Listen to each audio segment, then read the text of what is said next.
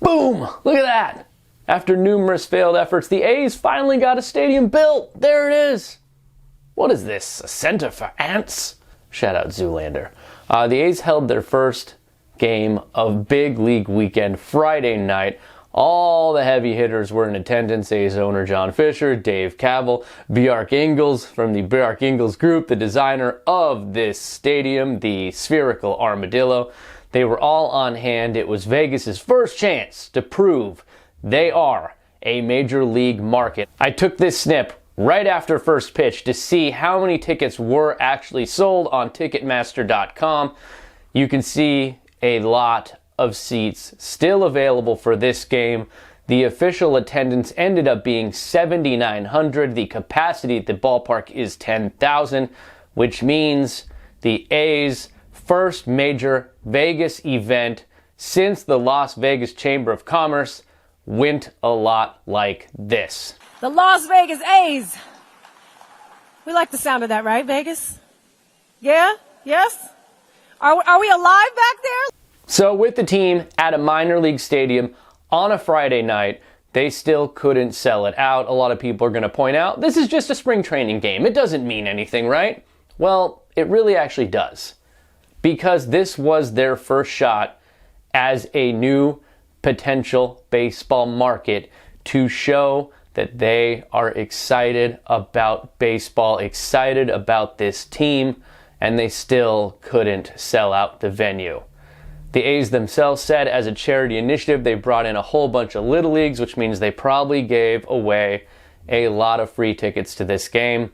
Still couldn't juice the numbers to full attendance. Jeremy Koo of Athletics Nation fame walked around, posted a bunch of pictures. Really helpful to see the actual crowd at various points in the game. Down the left and right field line, still a lot of empty seats. And empty seats were scattered throughout the entire stadium here.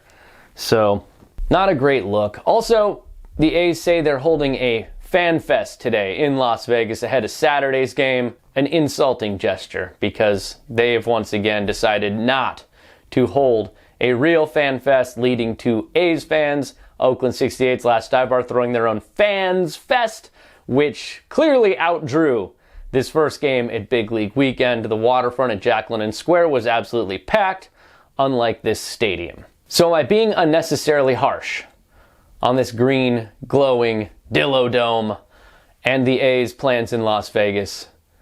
Yes. But only because I think Vegas deserves better. I don't think Vegas deserves an ownership group that promises a retractable roof stadium, collects public funds, and then delivers a stadium that clearly isn't retractable. I think they need to be putting out a lot more information. That Friday night game was a big first step. John Fisher, A's owner, making himself readily available to anybody that wanted to talk to him down on the field.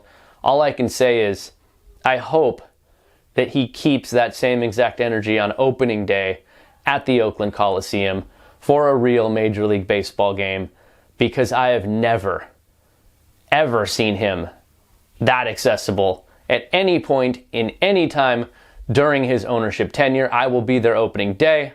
I would love to have a few minutes to talk to you down on the field. So, that's it. Big League Weekend. Not exactly a smash hit on Friday night. A night in which Vegas had their very first chance to prove they're a major league market. Not a lot of A's fans in attendance. A lot of just random baseball jerseys spotted in this one. It will take time for them to grow their foothold in that market if they do end up building that stadium there. But for now, we wait for actual financing information. Oh, and one last really interesting note. You remember that after they debuted the renderings of this stadium, John Fisher told Susan Slusser that he and his family were going to come up with $500 million, with equity investors still to be determined responsible for the final $500 million. Well, he's going back on that statement now. On the field, to Alan Snell, LV Sports Biz, here's what he had to say about that. My family is prepared to fund all the private equity. At the same time, we think it would be a benefit to have local and Las Vegas-focused investors, but it is not a necessity. So he seems to be retracting those comments. unlike the stadium, which was supposed to have a retractable roof, it is a weird situation. I think he realized how bad what he said to the Chronicle came off. Now he's trying to take it back and say they can fund all of it. The question really is, can he actually fund all of it? And if he could, why didn't he just get this thing across the finish line in Oakland? Why now is he willing to dip into the Fisher family fund and finish the job that he could never finish prior? So there you go. Vegas baseball. First real look since the announcement. Not exactly a hit. Are we alive back there?